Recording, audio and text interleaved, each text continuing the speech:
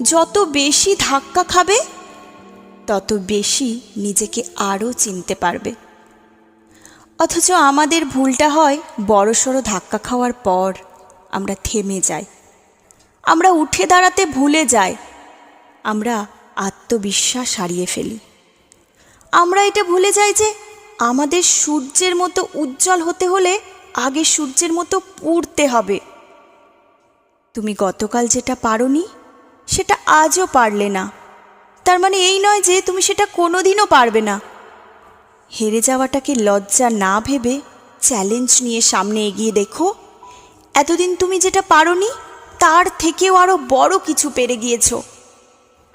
তুমি চেষ্টা করেও বারবার ব্যর্থ হয়ে যাচ্ছ, তার মানে তুমি সঠিক পথেই আছো।